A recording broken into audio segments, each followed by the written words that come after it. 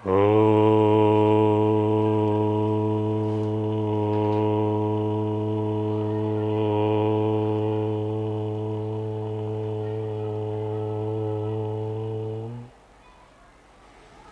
गुरु वशिष्ठाय नमः। ओम श्री रामाय नमः।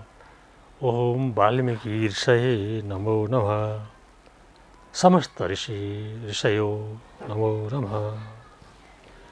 समादरणीय श्रोतृवृन्द, योग चिन्तक, योग साधक साधिकाज्यूहरू, वेदान्त चिन्तकज्यूहरू सबैप्रति नमन गर्दछु।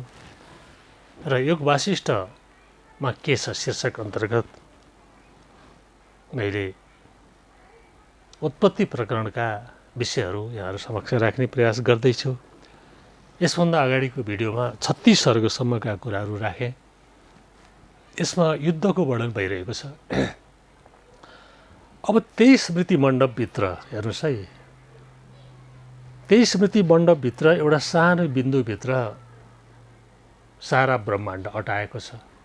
स्वर्ग अटाएको छ, मर्त्यलोक अटाएको छ, पाताललोक अटाएको छ, ताराहरू अटाएका छन्, सम्पूर्ण कुरा अटाएको छ। 23 स्मृति मण्डपभित्र भीषण युद्ध भइरहेछ। विशाल युद्ध, महाभारतको भन्दा पनि अझ बढी युद्ध। यो चमत्कार, चित्त चमत्कार, हेर्नुहोस् न, चित्त चमत्कारको कुरा हो। यो कतिसम्म चाहिँ हुँदो रहेछ भन्ने कुराको वर्णन यहाँ गरिएको छ। वशिष्ठको रामको बीचको संवादमा त्यही एउटा सानो बिन्दुमा लीला र सरस्वती बसेर त्यो भयङ्कर ठुलो युद्ध देखिरहेका छन्। अब त्यो युद्ध कसरी अगाडि बढेको छ म वर्णन गर्दैछु। 37 सर्गमा युद्धमा देशभरिका, जिल्ला जिल्लाका, गाउँ गाउँका व्यक्तिहरू तछाड र मछाड गर्दै सहयोग गर्नको लागि, युद्धमा होमिनको लागि आइरहेका छन्। जस्तो महाभारतमा हामी सुन्छौँ, महाभारतको युद्धमा नेपालबाट पनि, त्यतिखेर नेपाल नाम थिएन, तर त्यतिखेर शासन गर्ने हिमालयका शासकहरूले त्यो युद्धमा सेना पठाएका थिए। युद्ध कहाँ भएको थियो? यी हरियाणामा नजिकै, धेरै टाढाको कुरा पनि होइन, हिमालयबाट नजिकै छ। र उत्तरतिर बस्ने तत्कालीन त्यतिखेरको प्राचीन नेपालको सेनाहरू पनि गएका थिए भनेर हामीले पढ्न पाउँछौँ। त्यस्तै यहाँ पनि त्यस्तो प्रकारको वर्णन गरिएको छ 37मा। र 38 सर्गमा गएर अब युद्ध दिनभरि भयो, अब शास्त्र अनुसार युद्ध गर्नुपर्छ। दिनान्त अर्थात् सूर्य अस्ताउँदैछन्। सूर्य अस्ताइसकेपछि अनि युद्ध रोक्ने शङ्खनाद भयो। सबैजनाले आफ्नो हतियार बिसाए। जो मरे मरे, जो घाइते भए, घाइतेहरूको लास उठाउने, उपचार गर्ने, लैजाने, मरेका लासहरू त्यहाँबाट हटाउने कामहरू र त्यसलाई के गर्नुपर्ने सब गर्ने कामहरू भटाभट सुरु हुन थाले।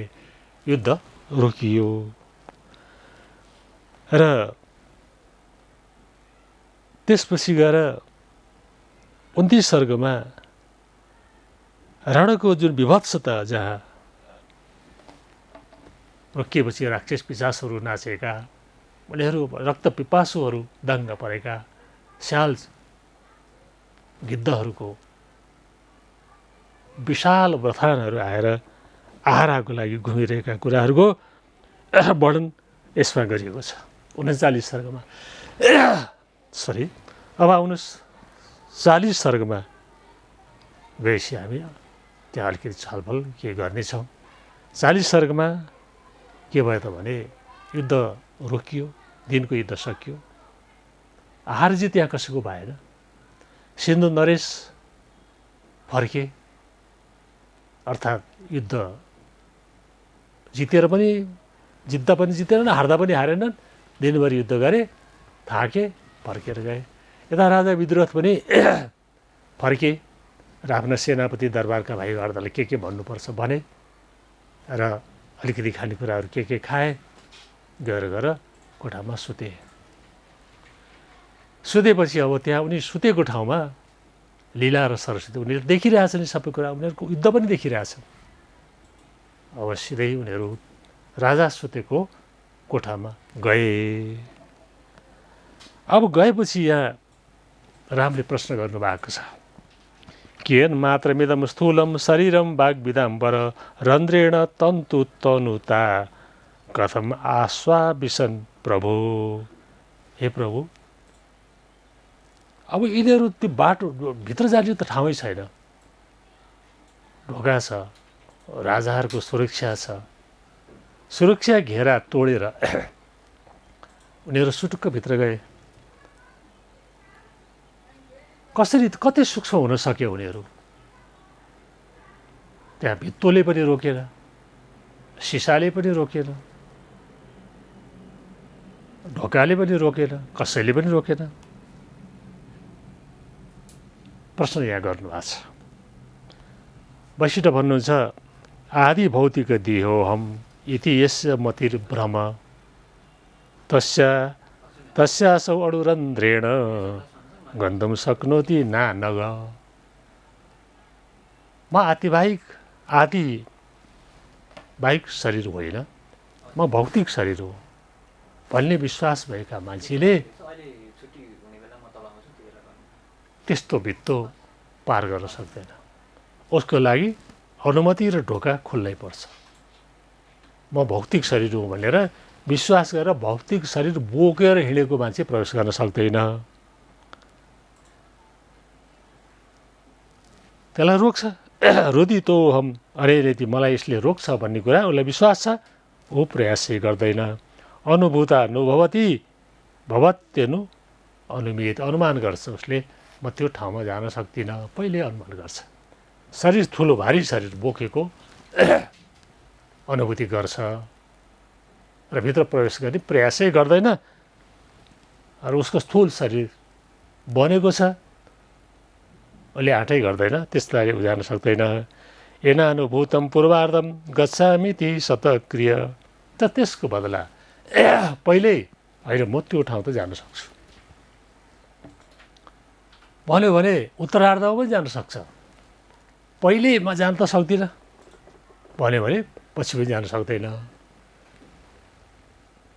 जस्तो यहाँ हलेश्वरमा एउटा मन्दिरभित्र एउटा सानो द्वार, त्यहाँबाट प्रवेश गर्ने एउटा परम्परा छ कि यात्रु हेर्दा एकदम सानो छ,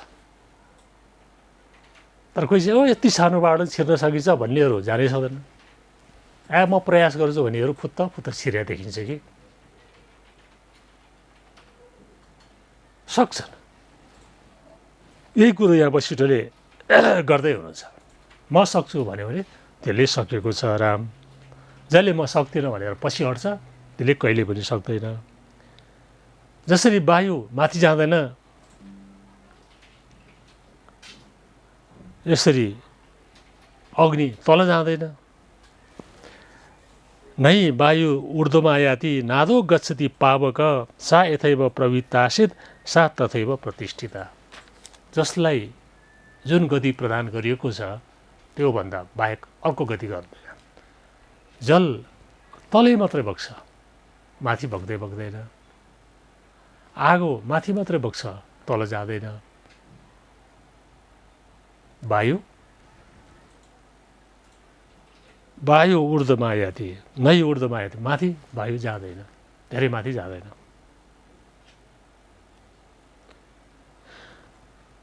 छायामा बसेको मान्छेले घाममा बसेको मान्छेको घामको पोलाइ अनुभूति गर्दैन।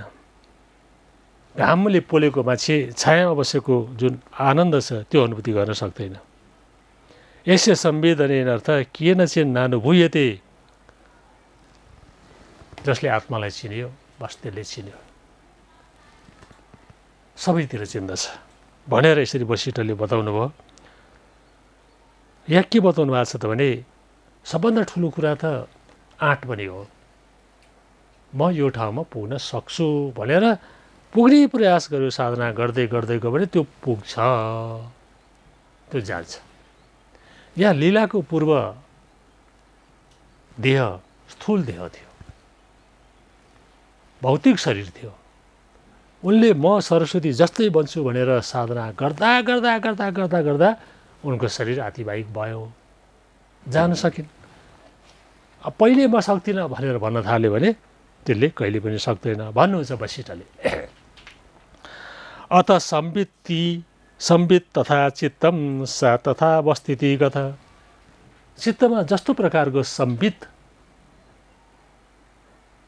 भनेको बीज रोपियो त्यस्तै उम्रिन्छ। नकारात्मक बीज रोपियो भने नकारात्मक कुरा आउँछ, सकारात्मक बीज रोपियो भने सकारात्मक कुरा हुन्छ। बीज भन्ने कुरा त जेको रोप्यो त्यही फलित हो नि। आँप रोपेर भगटी फल्दैन, भगटी रोपेर आँप फल्दैन। नकारात्मक बीज रोपिरहेछ शरीरमा, मनमा, चित्तमा, अनि सकारात्मक कसरी हुन्छ भन्नुहुन्छ यहाँ। य पुनः स्वप्न संकल्प पुरुष प्रतिमाकृति आकाश मात्र आकार सकथम केव रुद्यते। जसले स्वप्न संसारमा गएको छ, स्वप्न देखिरहेको छ, उसले आफूलाई आकाशमा उडेको अनुभूति गर्छ भने त्यस्तो व्यक्तिलाई त्यही भित्र भएको डाँडा काँडाले छेक्दैन। त्यो अनुभूति उसले गरेका छ, किन उसले यो छेक्दैन म जान सक्छु भन्ने अनुभूति गर्छ, जान्छ। तर स्थूल देहवाला व्यक्तिले पहिले सुरुमै हच्किन्छ म सक्दिनँ भनेर। चित्त मात्र शरीरम तु सर्वस्यैवहि सर्वतः विदिति वेदना चैतत क्वचित् देवेत बृहत क्वचिदेतीव हृदगता। हृदयमा सकारात्मक बीज रोपण भएको छ। चित्त शरीर म पनि हुन सक्छु भन्ने कुराको हेक्का भएको साधकले अवश्य पनि अतिवाहिक देह बनाउन सक्छ, जान सक्छ भनेर यसरी बताउनु भयो। चित्ताकाशम चिदाकाशम आकाशम च तृतीयकम विद्येत तत्र त्रयमेकत्वम अभिना भावना वसाद। तीन प्रकारको आकाशको जुन माथि पनि वर्णन गरिएको छ, यहाँ पनि वर्णन गरिएको छ। चित्ताकाश, चित्तको जुन आकाश, चिदाकाश र अर्को आकाश। आकाश खाली आकाश, एउटा चिदाकाश भनेको त्यही संसारको बीज आकाश हो, चिदाकाश। त्यो चित्तको आकाश हो। त्यो चित्त भनेको परमात्मा परमेश्वरको आकाश पनि हो। अर्को चित्ताकाश भने व्यक्तिको आकाश। तीन प्रकारको आकाश हुन्छ। त्यो आकाश चित्त शरीर हो। यतत् चित्त शरीरम तम विद्धि सर्वत्र त्यो उदयम, सर्वत्र उदय, सबैतिर हुन्छ राम उदय। यथा संवेदने सत्वम यथा संवेदनोदयम। जहाँ संवेदना अर्थात् केही कुराहरू प्रकट भयो, बस त्यहाँ प्रकट भयो। म केही बनाऊ भन्यो, भइगयो। म मनुष्य बनाऊ, समय मिल्दा भइहाल्छ। म यो प्राणी बनाऊ, भइहाल्छ। संवित प्रकट हुनासाथ बीज भनेको संवित हो भन्नुहुन्छ वशिष्ठले। त्यसैले पूर्व वासनाको कारण स्थूल शरीर बनेको हो। वासना त्यसैले बीज हो। स्थूल शरीर त्यसै बन्दैन। यसको वर्णन छ यसमा। म भोग गर्न सकौँ, खान सकौँ, पिउन सकौँ, लगाउन सकौँ, सन्तान उत्पादन गर्न सकौँ र म बलियो हुन सकौँ, ठुलो हुन सकौँ भन्ने इच्छा गर्दै गर्दै रहेको व्यक्ति त्यस्तै हुन्छ। बीजारोपण आफैले गर्दैछ। चित्तमा नै, सो चित्तमा नै वासनाहरूको कारण गर्दा वासना नै बीज हो गर्दैछ। त्यसरी गर्दा गर्दै ऊ स्थूल शरीर भएको। यदि यस्तो नगर्ने हो भने ऊ आतिवाहिक शरीर हुन्छ। आतिवाहिक शरीर परमाणुभन्दा पनि सानो हो। ऊ शिलाभित्र नाच्न सक्छ, ऊ जहाँ पनि जान सक्छ भन्ने कुरा वर्णन गर्दै यो भिडियोलाई मैले यो 27 श्लोकसम्मका मैले बताएँ। असत्यमेव वारितं बुद्धे देदिति तत्तथा वन्द्या पुत्रो यमस्तीति यथा स्वप्ने भ्रमो गयो। वन्द्या पुत्र समान अर्थात् हुनै नसक्ने कुराहरू भइरहेको हुन्छ। आतिवाहिकमा पनि त्यस्तो अनुभूति गर्छ भन्नेसम्म प्रसङ्ग यो कति श्लोकमा मैले गएँ भने 27 श्लोकसम्म यहाँलाई वर्णन गर्दै यो भिडियोलाई अन्त्य गर्छु। ओम पूर्णमदः पूर्णमिदं पूर्णात् पूर्णमुदच्यते पूर्णस्य पूर्णमादाय पूर्णमेवावशिष्यते। ओम शान्तिः शान्तिः शान्तिः।